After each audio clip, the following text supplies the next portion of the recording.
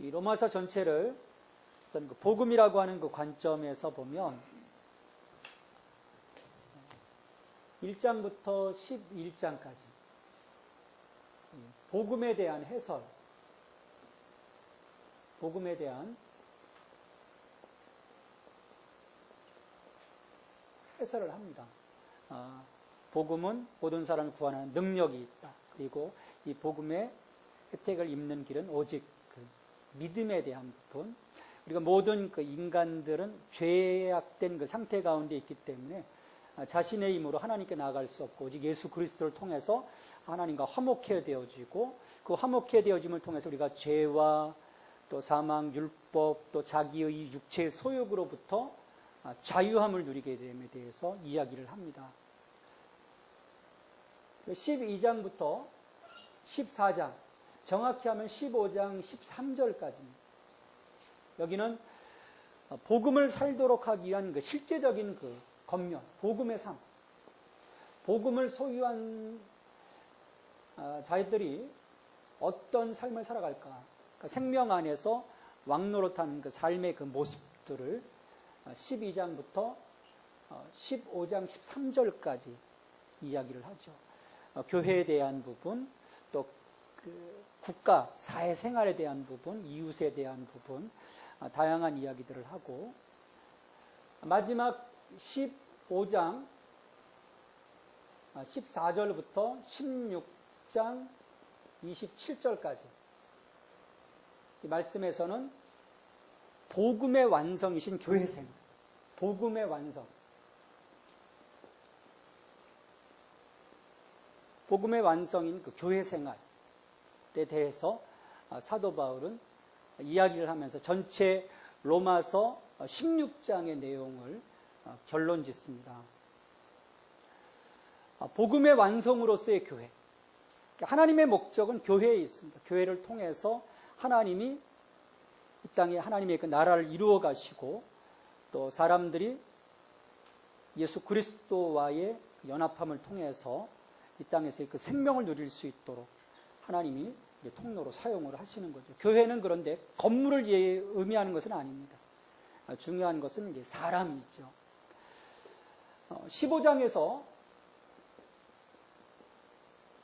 사도 바울은 복음의 완성인 그 교회, 그러면 이 교회가 어떻게 하나됨의 역사를 이뤄갈 수 있을까? 그래서 그 강력한 힘을 갖게 될 것인가? 15장에서는 이 교회 연합의 조건에 대해서 말씀을 합니다. 어떻게 교회가 하나 될 수 있을까? 이미 그 14장에서 우리가 살펴보았듯이 로마 교회 안에 어떤 문제가 있었냐면 음식과 절기에 대한 문제 때문에 믿음이 강한 자와 믿음이 약한 자 사이에 갈등 구조가 형성되어 있었습니다.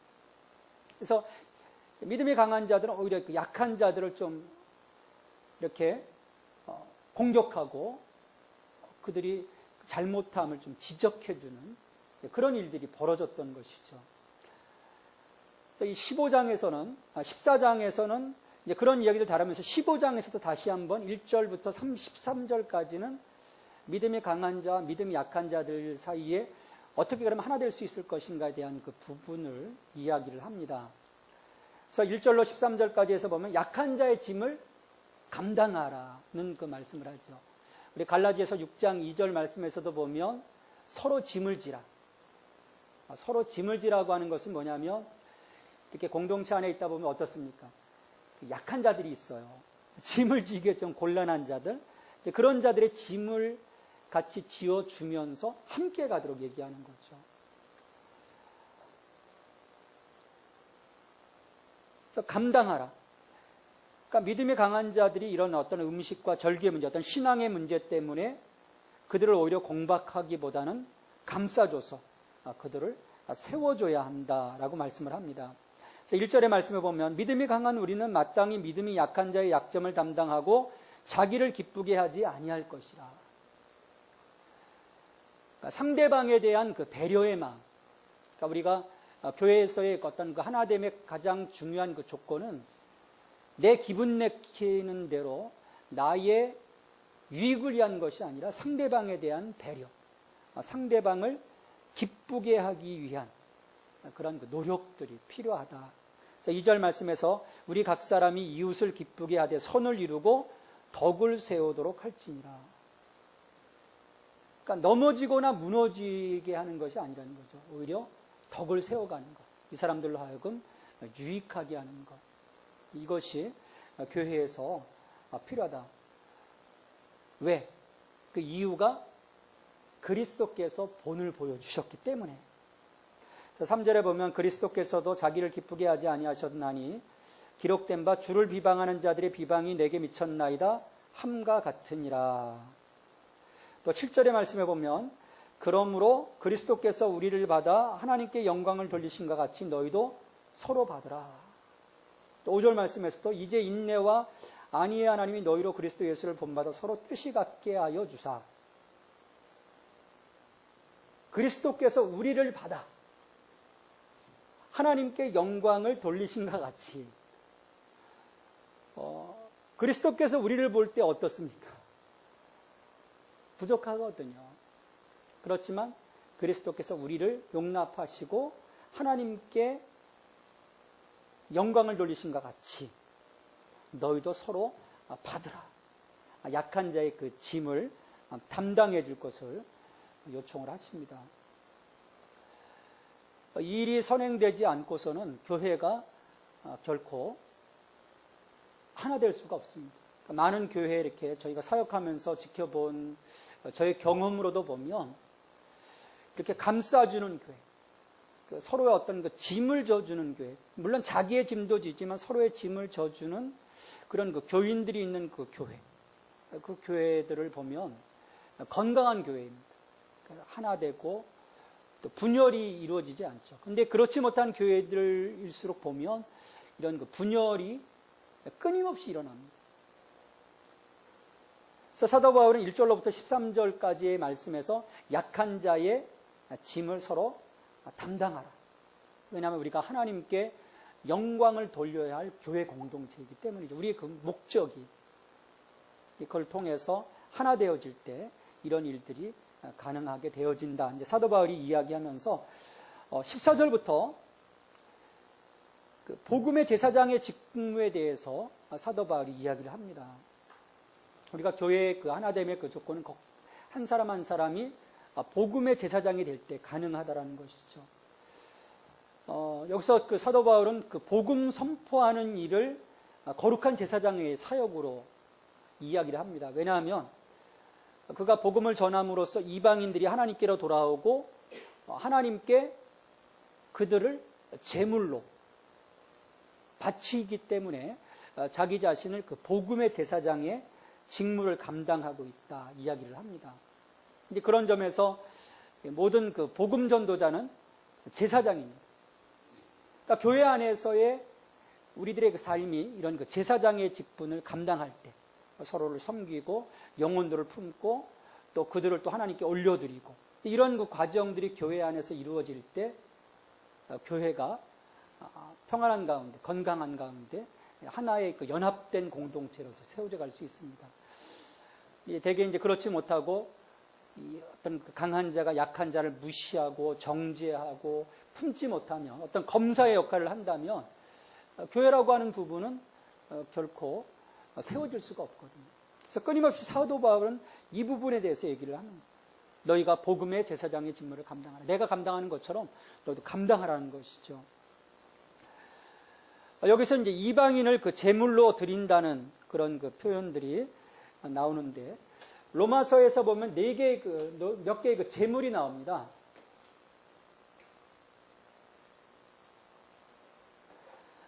처음에 그 제물 1장부터 4장까지는 예수 그리스도가 우리의 제물이 되어주세요.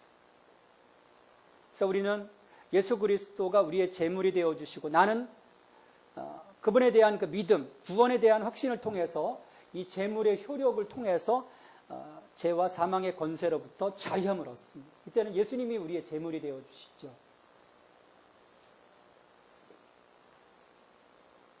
근데 그 다음 단계에서는 하나님이 우리를 제물로 바치기를 원하십니다. 이제 그게 5장부터 8장까지예요.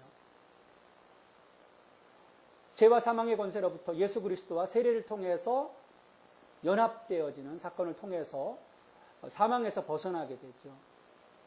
그리고 죄, 율법, 육신의 소욕 이런 것으로부터 벗어남을 통해서 내가 제물이 되는, 하나님께 거룩한 제물이 되는 것이죠. 너를 거룩한 산 제사로 하나님께 드리라.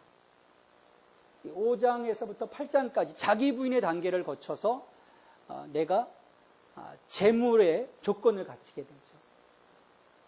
이것이 없이는 내가 하나님께 온전한 제물로 드려질 수가 없는 거예요. 제물로 거룩하게 쓰임받기 위해서 이런 자기 부인의 단계를 거쳐서 내가 제물이 되고요. 세 번째는 12장부터 15장 21절까지 내가 교회를 위해서 제물이 되는 겁니다. 내가 교회를 위해서 제물이 되는. 바울을 보면은 그가 교회를 위해서 자기를 드리거든요. 그래서 이방인들을 살리고 다시금 또 이방인들을 하나님께 올려드리는 복음의 제사장의 그 직분을 감당하는 것을 볼 수 있는데, 내가 정말 교회를 위해서, 교회가 하나됨의 그 조건에 있어서 가장 중요한 부분은 내가 교회를 위해서 제물로 나를 드렸을 때, 한 사람 한 사람이 교회를 위해서 제물로 드려지지 않고서는 교회가 세워질 수가 없습니다. 그게 이제 16장에서 구체적으로 드러나요. 많은 사람들이 교회를 위해서 제물이 되는. 그럼으로써 교회가 복음의 완성으로서 이제 세워져 가게 됩니다.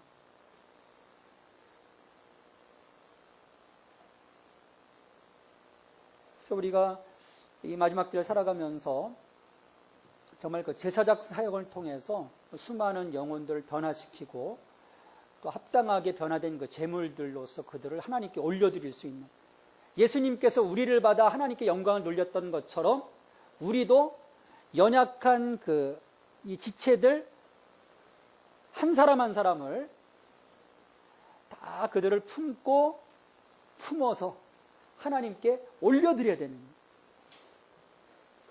그러니까 예수님이 나를 위해서 죽으셨습니다. 그리고 내가 하나님께 거룩한 산제사를 드리기 위해서 내가 또 제물이 되었고, 또 나를 위한 그 부인의 그 단계를 넘어서서 이제는 거룩한 나의 그 모습을 교회를 위해서 드리기 시작할 때 사람들이 살아나게 되고, 그 사람들이 또다시 또 하나님께 제물로 드려지는 이 과정, 믿음의 이 연쇄적인 과정을 통해서 교회가 되는 거예요. 어느 날 이게 끊어지면 어떻게 되겠습니까? 이 고리가 끊어지면 교회는 끝나는 거예요. 그러니까 예수님이 3년간의 공생애를 마치고 이제 부활 승천하신 이후에 초대교회로부터 시작해서 이 일이 계속적으로 이어졌기 때문에 오늘 여기까지 온 것입니다. 그러니까 나라들마다 이런 그 연결고리가 끊어진 교회들은 어떻게 됩니까? 지금 점점 교회가 쇠퇴하고 있죠. 커다란 교회 안에 몇몇 사람들, 그것도 나이 드신 분들 모여가지고 예배드리는 그런 교회들이 유럽에는 엄청 많습니다. 미국도 그런 교회들이 늘어나고 있고, 아직 한국 교회에서는 그런 교회들이 많지는 않아요. 그러나 조만간에 이러한 그 고리가 끊어져 버린다면 한국 교회에서도 이런 일들이 벌어질 겁니다.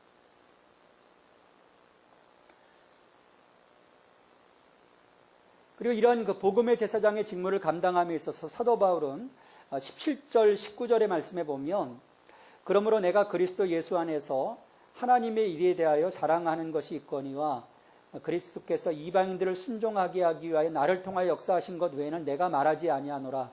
그 일은 말과 행위로 표적과 기사의 능력으로 성령의 능력으로 이루어졌으며, 그리하여 내가 예루살렘으로부터 두루 행하여 일루리곤까지 그리스도의 복음을 편만하게 전하였노라. 사도 바울이 자기 자신을 거룩한 제물로 하나님께 드리고 복음의 제사장의 직분을 감당함에 있어서 그의 그 원동력, 그것이 무엇이라고 얘기를 합니까?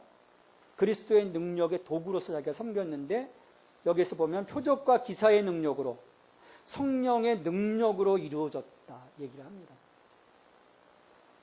그래서 이 복음의 제사장의 직무를 보면 내가 하는 것이 아닙니다. 내가 아닌 성령님의 도우심을 통해서 이런 일들이 이루어지고 있다는 거죠.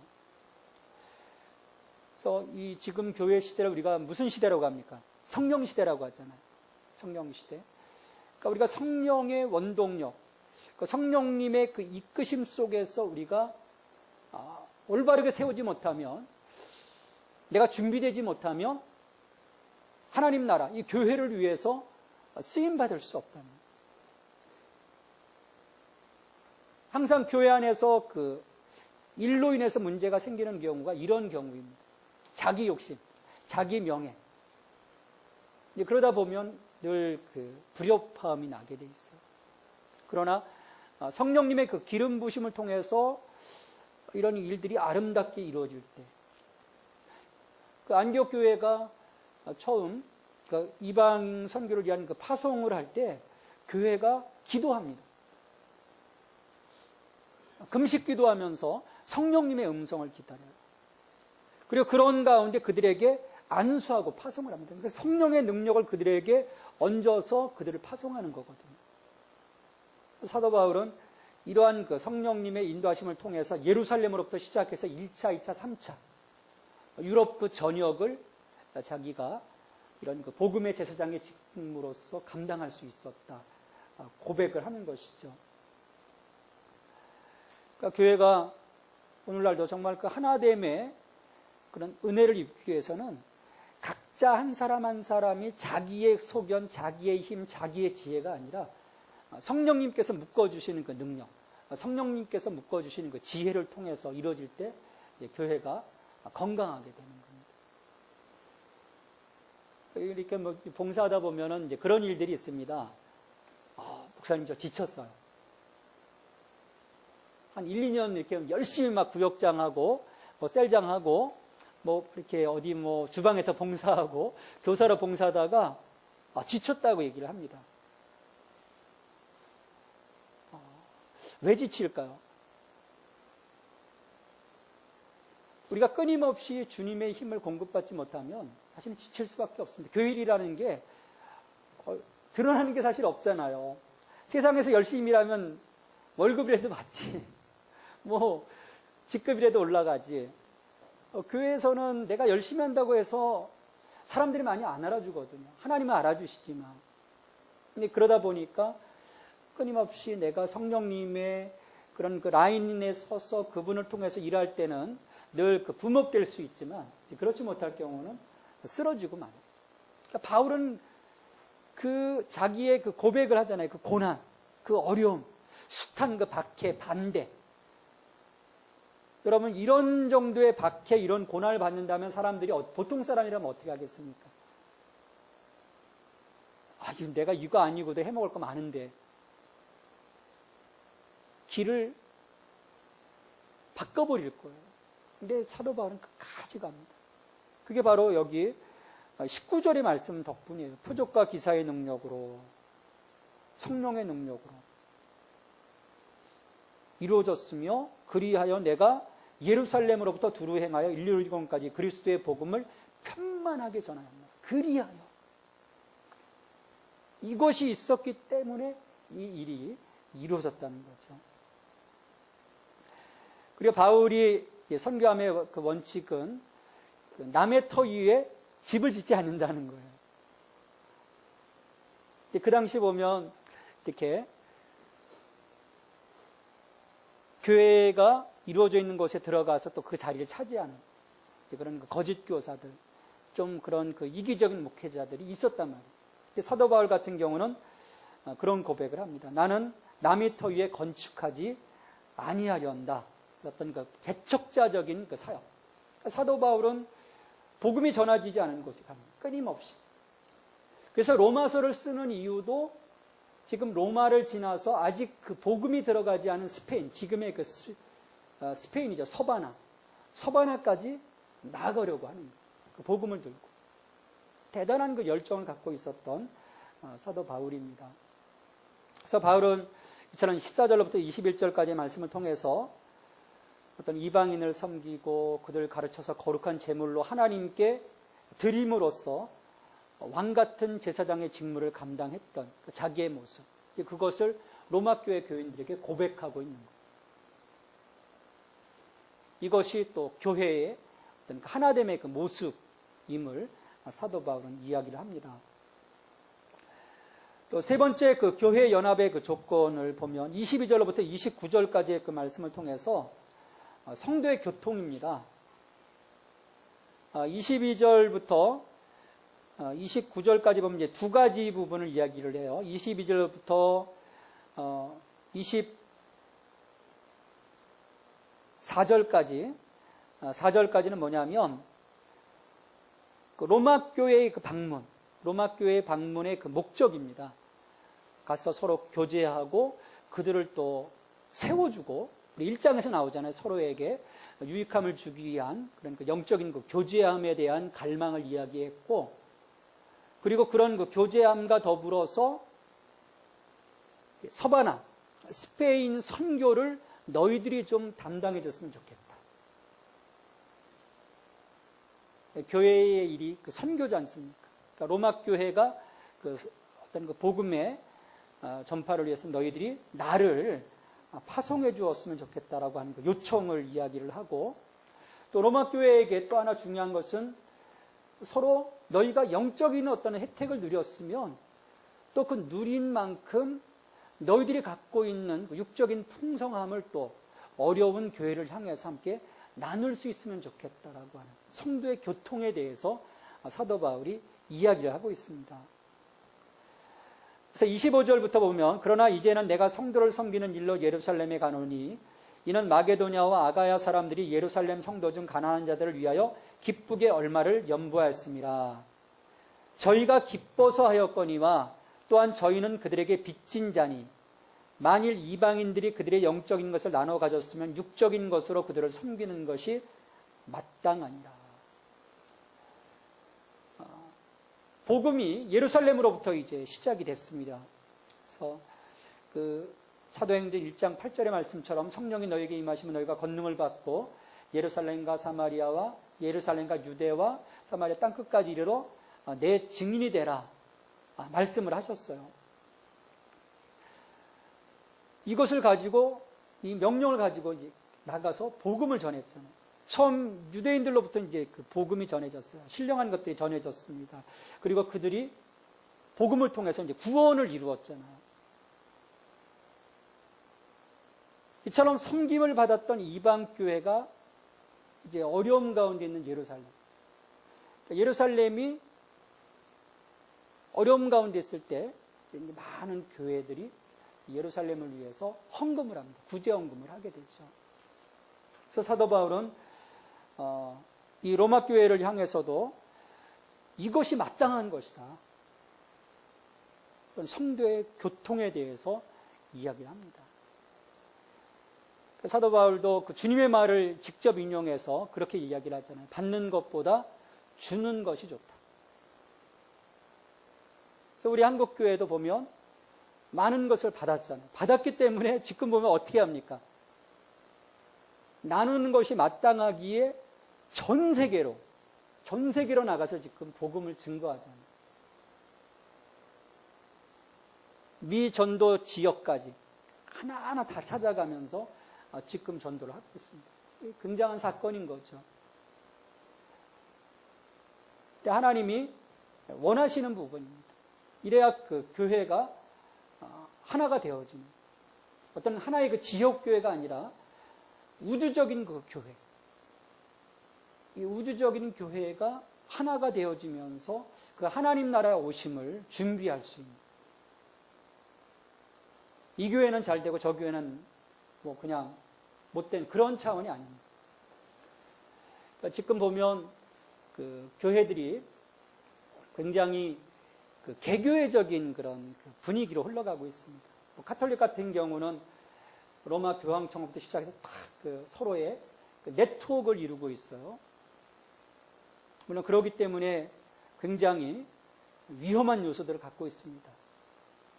한순간 장악되어지면은 마지막 때 적그리스도의 그 진영이 될 수도 있는 그런 위험 요소를 이 카톨릭은 갖고 있어. 근데 개신교는 또 거기에 비해서 굉장히 개교회적입니다. 사도 바울은 바로 이제 그런 부분들을 굉장히 중요시 여겼던 거. 왜냐하면 그것들 그 개교회적으로 교회가 흘러가게 되면 어떻게 됩니까? 교회가 힘을 잃어버리게 되죠. 그래서 받은 그 은혜에 대해서 또 누군가를 통해서 교회가 세워졌고 그것이 이제 예루살렘 교회 그 전도자들을 통해서 교회가 세워진 거예요. 그래서 받은 은혜만큼 또 저들에게 빚을 졌기 때문에 저들이 어려움 가운데 있을 때 서로 도와주라. 그 과정을 통해서 교회가 견고하게 하나 되어짐을 이야기를 합니다. 네 번째 중요한 부분이요. 교회가 하나 되기 위해서는요. 합심 기도입니다. 교회가 기도가 없으면요. 전혀 하나가 될 수가 없어요. 30절 말씀에 보면 형제들아 내가 우리 주 예수 그리스도와 성령의 사랑으로 말미암아 너희를 권하노니 너희 기도에 나와 힘을 같이하여 나를 위하여 하나님께 빌어. 너희 기도에 나와 같이 나와 힘을 같이하여 나를 위하여 하나님께 빌어라. 이 목자와 양의 합심 기도, 교회를 위협하는 사탄을 물리치는 그리고 견고한 교회로 세워가는 지름길입니다. 합심 기도입니다. 중보 기도는 우리가 예수님이 우리를 위해서 중보하시는 기도고 합심 기도는 우리 성도들이 마음을 합해서 하는 기도. 마음을 합하여 함께 기도하는.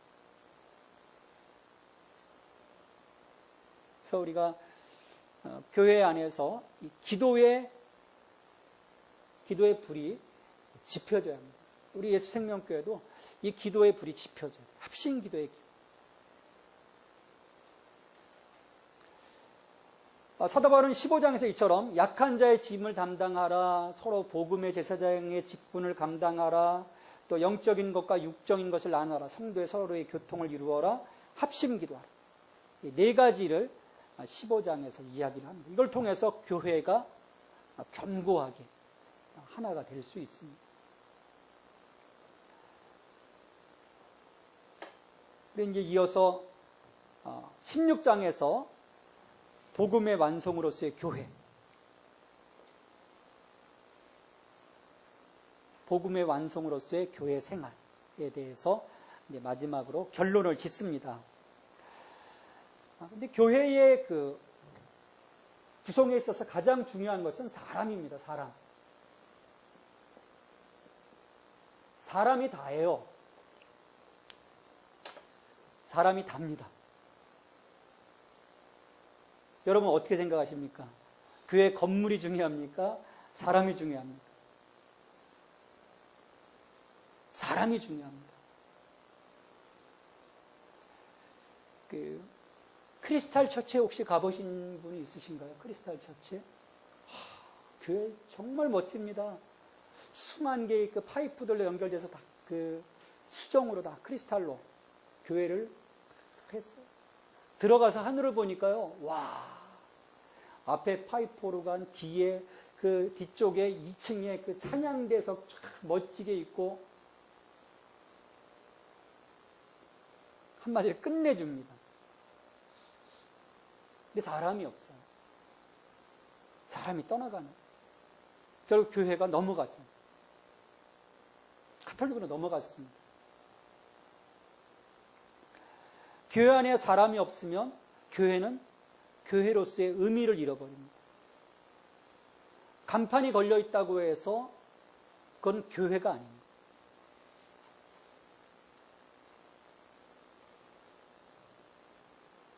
그 안에 어떤 사람들이 있느냐. 그래서 16장에 보면 마지막 그 문안 인사를 하는 그 과정 속에서 그 교회 안에서의 그 사람들의 모습, 야, 이게 참 교회구나. 교회가 이렇게 세워져 가는구나. 사도 바울의 그 한 사람 한 사람에 대한 그 멘트를 통해서 우리는 아주 놀라운 교훈을 받게 됩니다. 여기에 그 나오는 그 세 부류의 교회 사람들이 나옵니다.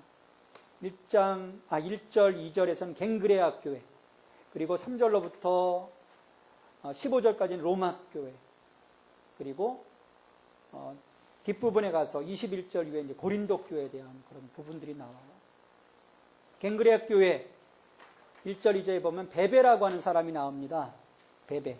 우리 자매 베베를 너에게 추천하노니 너희는 주 안에서 성도들의 합당한 예절로 그를 영접하고 무엇이든지 그에게 소용되는 바를 도와줄지니 이는 그가 여러 사람과 나의 보호자가 되었습니다. 바울의 보호자.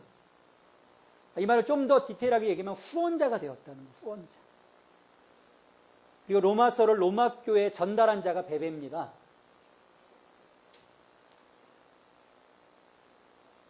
그러니까 사도 바울이 베베를 지금 이제 첫 번째 이야기를 해요. 베베라고 하는 한 사람이 사도 바울의 후원자가 된 거예요. 목자의 후원자가 됐다는 게 뭐겠습니까?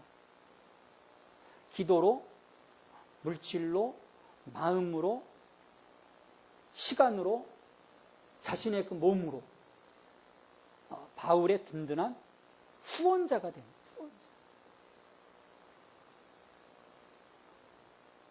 우리가 교회를 섬김에 있어서 목적이 있어야 됩니다. 어떻게 할 것인가, 어떤 방법으로 할 것인가. 그래서 성령의 교통을 따라서 내가 교회 안에서 조력자로서, 보호자로서, 후원자로서 내가 섬길 수 있어요. 든든한 후원. 야, 난 정말 시간이 많아. 그런데 시간으로, 기도로 하나님께 다 올려드리는 거예요. 난 내게 주신 물질이 있어. 물질로.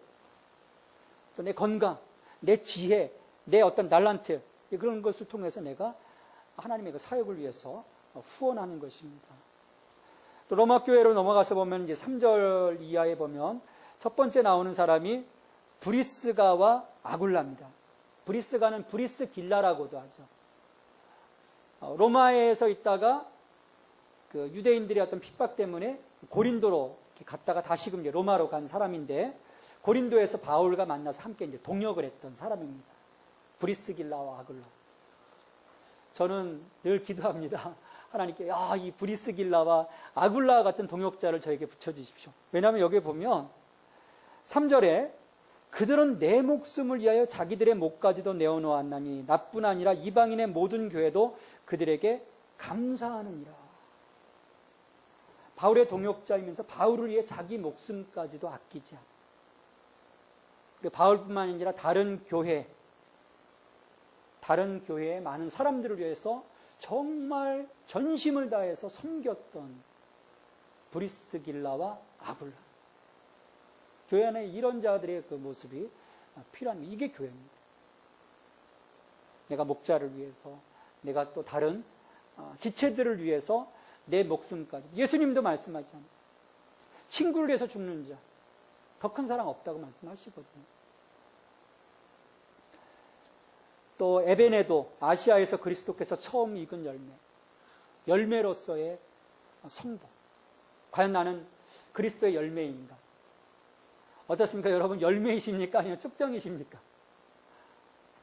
쭉정이와 열매 언제 드러나는지 아시죠? 키질할 때 드러납니다. 이렇게 들어보면 바람이 한번 휙 불면 쭉정이는 다 날아가지만 알곡은 그 자리에 있어요.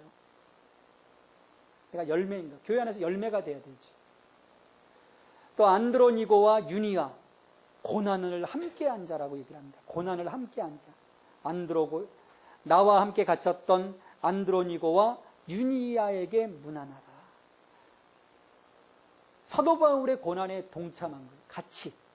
같이 감옥에 들어가고 같이 고통받고.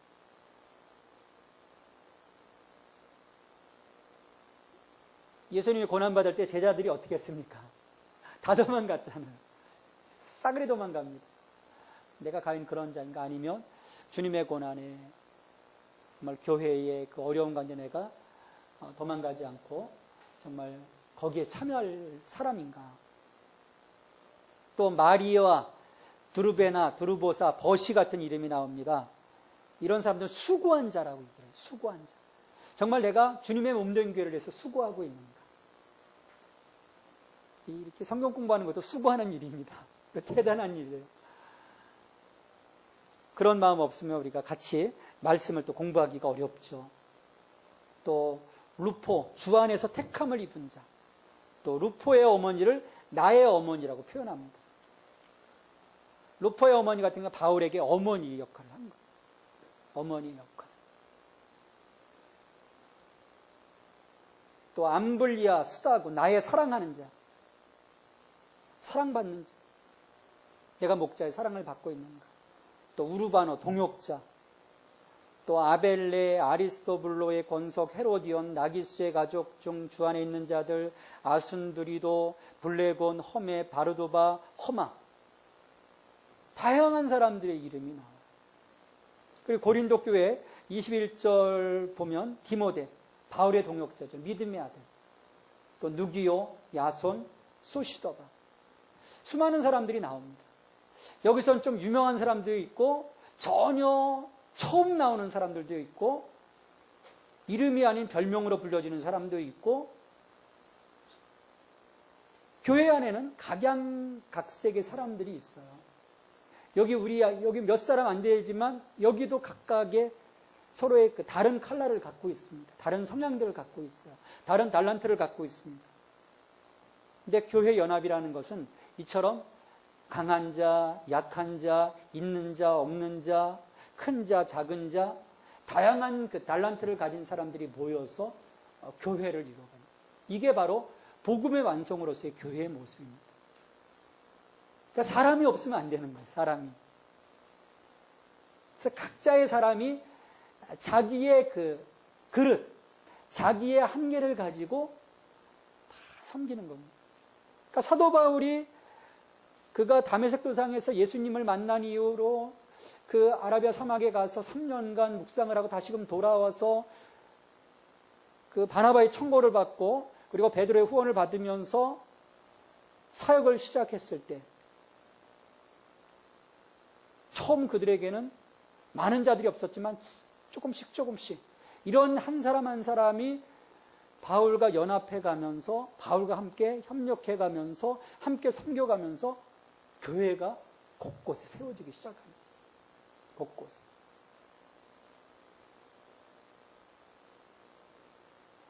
아주 중요한 부분입니다.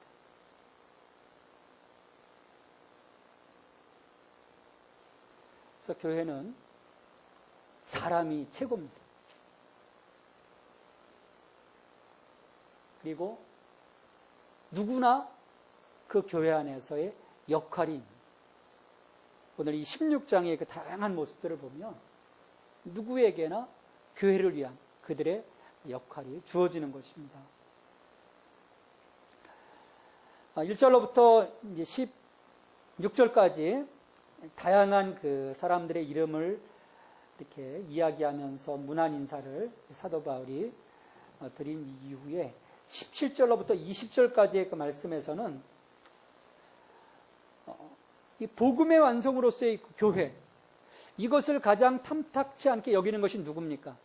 사탄입니다. 그래서 그 당시 초대교회 안에서의 가장 그 어려움이 뭐냐면 거짓 교사들.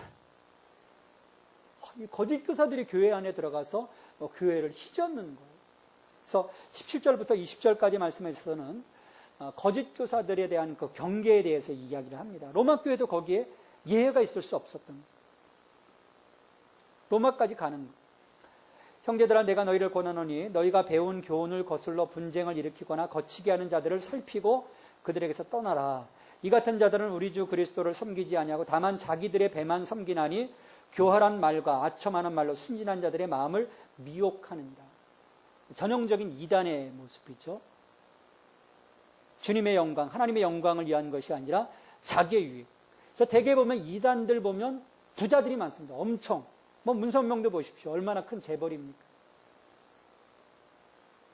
뭐 구원파 같은 경우도 보면 옛날 그 세모스 쿠알렌 뒤에 또 엄청난 또 기업들 다 갖고 있잖아요. 이 신천지 같은 경우도 다 그런 그 돈줄들을 쥐고 있습니다. 그게 뭐냐면 다 자기의 유익을 위한. 그러면 우리가 이 거짓 교사들을 어떻게 경계할 거냐? 그 36개라고 하는 그 무술이 있습니다. 36개. 1개부터 36개까지. 제일 강력한 무술이 뭔지 아십니까? 제일 강력한 36개 주랭랑이에요. 피하는 게 특별히 영적인 부분은 내가 저기에 들어가서 저들을 오히려 변화시키겠다. 지가 변화되죠. 가서 변화시킬 수가 없습니다. 이 어둠의 속성은 피하는 게 상책인 거예요. 어둠 속으로 들어가면 파묻혀버립니다. 그래서 주의하라는 거예요. 저 사람이 참인가? 주의. 그 다음에 살피고, 유심히 보는 거예요. 살피고, 야, 저 가짜다. 큰일 났다. 그러면 어떻게 합니까? 뒤도 돌아서지 말고 도망가랍니다. 떠나라. 살피고 저희에게서 떠나라. 교제할 필요도 없다는 거예요. 저 영혼 불쌍하니까 내가 구원해줘야 되겠다. 그거는 누구 책임입니까? 그건 주님이 알아서 하실 거예요. 그거 내가 변화시키겠다고 뛰어들면 안 된다는 거예요. 주의하고 살피고 떠나라.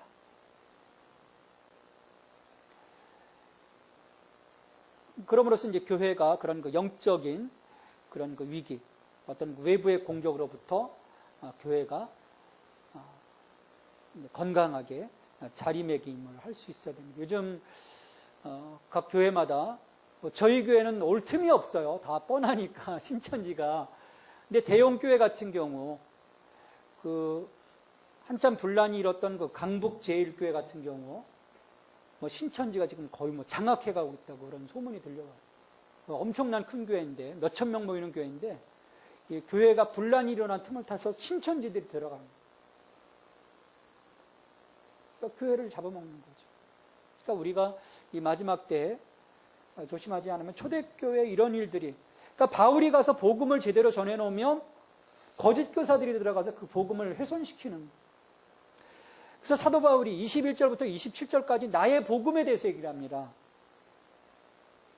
바울이 증거하는 복음, 나의 복음은 이런 것입니다.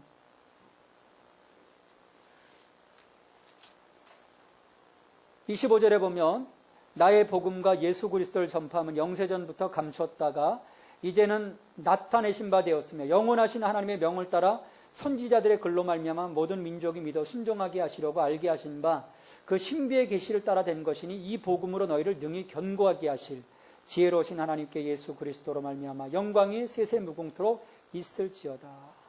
나의 복음과 예수 그리스도를 전파함은 나의 복음. 로마서 1장 2절까지 해서 복음이 뭐냐? 예수 그리스도시다. 바울이 증거한 복음은 예수 그리스도임을 분명합니다. 이 복음을 나의 복음이라고 하는 거예요. 나의 복음. 그러니까 복음서를 말하는 것이 아니고요. 사도 바울이 믿고 있고 전파하고 있는 그 메시지, 바로 예수 그리스도를 가리킵니다. 이 복음이 나의 복음이 될 수 있었던 것은요, 복음에 대한 개인적인 그 경험, 그 경험이 있었기 때문이에요. 그러니까 예수 그리스도의 그 십자가, 부활, 승천, 그것을 나의 사건, 나를 위한 사건, 아이덴티파이 시키는 거예요. 동일시 여기는 거죠. 그래서 그분이 나의 복음이 되는 거예요. 예수님이. 그러니까 이 사건, 그러니까 예수님의 그 십자가, 예수님의 부활, 예수님의 승천에 대한 이 사건이 나를 위한 사건, 이것으로 아이덴티파이 하지 않을 땐 이 복음이 내 복음이 될 수 없습니다. 저 사람의 복음인 거죠.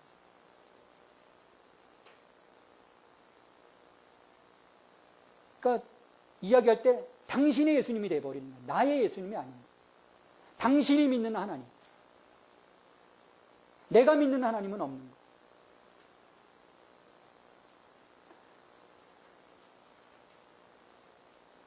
이 부분은 굉장히 중요합니다. 과연 나의 복음이 있는가? 내가 사람들에게 증거할 수 있는, 내가 내 안에 모시고 있는 예수 그리스도, 나의 복음이 있는가? 이게 없으면 우리가 나가서 복음의 제사장의 직무를 감당할 수가 없죠. 가서 이제 엉뚱한 소리 하는 거예요. 야, 교회 오면 좋아. 교회 오면 복받아. 교회 오면 너 장가 갈 수 있어. 다 이제 그런 복음을 얘기하는 게 아니라 엉뚱한 얘기들을 하는 거죠. 야, 교회 오면 밥도 준대. 예수 생명교회 가면 점심 잘 준대. 엉뚱한 얘기밖에 안 됩니다. 내 복음이 없는 거예요. 그것은. 그것보다는 내가 믿고 내 안에 모시고 있는 그 예수님. 이것은 감추어졌던 것인데 지금 다 드러난 거잖아요. 예수 그리스도의 그 십자가, 부활, 승천을 통해서 온 세상 가운데 드러난 복음인 거예요. 왜 하나님이 이 복음의 이 모든 그 능력을 다 드러내셨습니까? 그것은 뭐냐면 우리에게 유익을 주시기 위해서. 우리를 구원하시고 우리를 세워주시고 그 믿음의 순종함을 통해서 우리가 하나님의 후사로서 세워져 갈 수 있도록. 그러니까 내가 나의 복음을 가지고 내가 하나님을 섬길 때 내 사역에 열매가 생기는 것입니다. 또 그것을 통해서 다른 사람들이 주께로 돌아오는 역사가 이루어져요. 복음의 제사장의 직무를 감당할 수 있습니다. 내가 나를 통해서 다른 사람들이 구원받게 되고 나의 그 복음 제시를 통해서 또 그 사람을 또 내가 하나님께 드릴 수 있잖아요. 제물로. 이제 이런 과정을 통해서 이제 교회가 완성되어져 가는 겁니다. 사도 바울이 이런 그 자신의 그 복음의 패턴을 지금 로마 교회 교인들에게 하나하나 지금 이야기를 했던 것이죠. 우리가 이 복음 가운데 있을 때 견고하게 합니다. 26절 그 뒷부분에 보면 이 복음으로 너희를 능히 견고하게 하실 지혜로우신 하나님께 이 복음을 주심을 통해서 우리를 견고하게 해주시는 거죠. 교회를 견고하게 해주시고 우리 한 사람 한 사람을 견고하게 해주시고 그래서 이처럼 그 나의 복음으로 섬길 때 우리가 함께 후사가 되고 또 함께 지체가 되고 또 함께 약속에 참여하게 되는 복음의 완성으로서의 교회가 이루어지게 됩니다. 적용을 위한 질문에 보면 교회는 건물이 아니라 사람과 사람의 연합체이다. 우리 모두가 복음의 제사장 직무를 감당하고 각자의 달란트로 섬기며 제물이 될 때 비로소 교회가 완성된다. 예수 그리스도가 나의 제물이 되신다는 구원의 확신이 있는가? 이 확신이 있음으로써 예수님께서 나를 위해서 제물이 되어주신 그 효력의 은혜를 입습니다. 그래서 내가 구원받게 되죠. 나 자신이 제물이 될 것을 기쁨으로 고백하는가?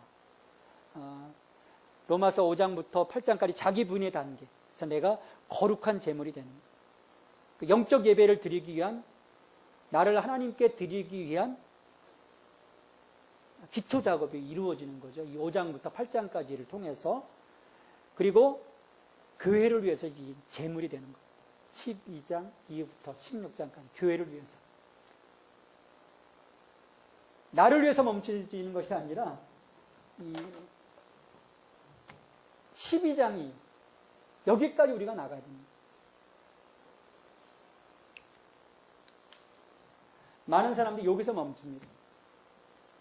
대부분 여기서 한 80%는 여기서 이제 한 15%는 여기서 나머지 5%는 여기까지 나갑니다.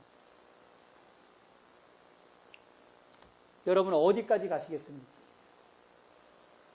예수님이 나의 제물이 되시면 만족하시겠습니까? 아니면 내가 자기 부인의 단계를 통해서 나를 하나님께 거룩한 제물로 드리겠습니까? 아니면 보다 더 성숙함, 교회를 위한 제물. 나는 교회를 위해서 죽겠습니다.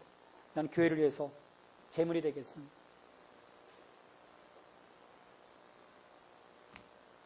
(16장에) 나와 있는 사람들이 여기까지 간 것입니다. 16장에 나와 있는 한 사람 한 사람의 이름이 여기까지 갑니다.